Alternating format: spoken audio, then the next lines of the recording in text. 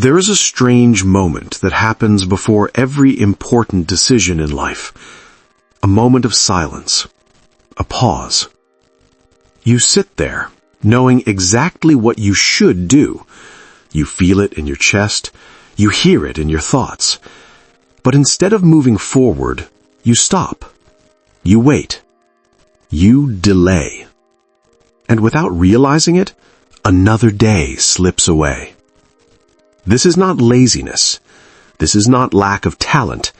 This is procrastination, the quiet habit of delaying your own life. Today, we are not here to shame it. We are here to understand it. Because once you understand why you delay, you can finally learn how to move. This is the story of Ethan. Ethan was not special in the way movies describe heroes. He wasn't famous, he wasn't rich, he wasn't broken either. He was normal, and that's what made his struggle invisible. Ethan had dreams, real ones. He wanted to write a book that mattered. He wanted to build something of his own. He wanted to look back one day and say, "I tried." But every dream lived safely in his head, never in his hands.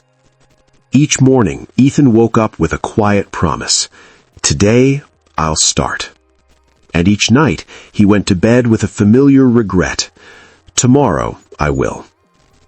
Days passed, weeks passed, months passed.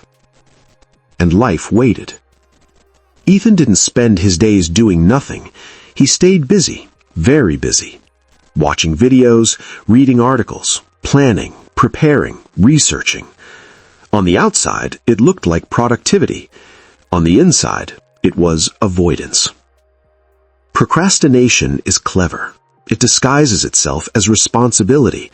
It whispers, just a little more preparation. And Ethan listened, because preparation felt safe. Action felt dangerous. Action meant risking failure. Action meant being seen. Action meant discovering the truth, whether he was enough or not. So Ethan delayed. Not because he didn't care, but because he cared too much. Inside Ethan's mind, a quiet war was happening. One part of his brain dreamed of the future, the life he wanted, the person he hoped to become. Another part only cared about comfort, about avoiding pain, about feeling okay right now. This emotional brain doesn't speak in logic. It speaks in feelings. And feelings don't care about deadlines or dreams. So, every time Ethan tried to start, his brain asked a simple question. Will this hurt? If the answer was yes, the mind pulled him away, toward distraction, toward comfort, toward delay. Procrastination wasn't the enemy, it was protection.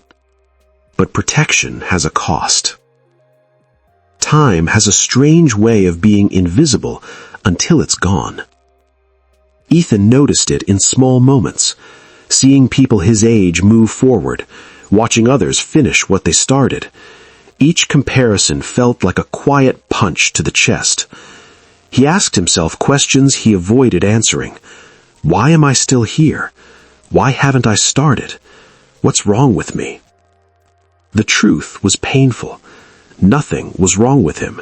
He was just trapped in a loop where fear delayed action and delay increased fear. One night, everything changed. Not because something dramatic happened, but because nothing did. Ethan sat alone, rain tapping softly on the window. His phone lay face down. No noise, no distraction. Just silence. And in that silence, a thought surfaced, heavy and honest. If nothing changes, this will be my life. That thought scared him more than failure ever could. He realized something painful and freeing at the same time. He wasn't afraid of failing. He was afraid to try and still not become who he imagined. Over time, procrastination stops being a habit. It becomes an identity. You don't say, "I'm delaying." You say, "That's just who I am." Ethan believed this lie for years.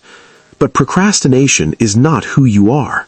It's what you do when emotions feel too heavy, when fear speaks louder than hope, when perfection feels required, when the future feels overwhelming. Understanding this didn't remove Ethan's fear, but it loosened its grip. Ethan didn't decide to change his whole life. He decided to do something smaller. He wrote one sentence. That was it. Not a chapter, not a masterpiece. One imperfect sentence. And something unexpected happened. The world didn't end. Fear didn't win. The pressure eased. Action broke the spell. Motivation is unreliable. It comes and goes. Momentum is different. Momentum builds. Ethan learned that waiting to feel ready was a trap. Readiness comes after action, not before.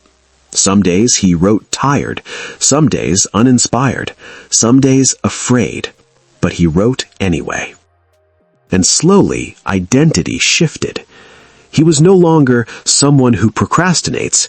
He was someone who shows up. Fear never disappeared. It just stopped being in control.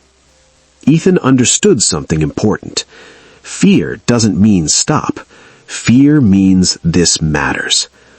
Every meaningful life requires discomfort. Growth always asks for courage first.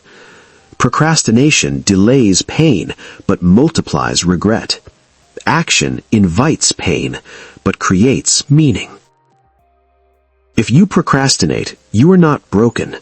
You might be overwhelmed. You might be protecting your self-worth. You might be afraid of disappointment. Procrastination often says, if I don't try, I can't fail. But it also says, if I don't try, I can't succeed. And life moves forward either way. Months later, Ethan wasn't famous, but he was proud. He had proof. Proof that he could act despite fear. Proof that delay was not destiny. The book wasn't perfect, but it was real. And so was his growth. Now let me ask you, what have you been delaying? Not because you can't, but because you're scared to begin. What would change if you took one small step today? Not tomorrow, today. Time will pass whether you act or not. The question is simple. Will you meet your future with regret or with gratitude? Procrastination is not your enemy. It's a message. A message asking you to be brave, to start small, to stop waiting for permission.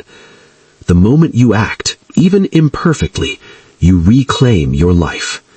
Start today. Your future self is waiting.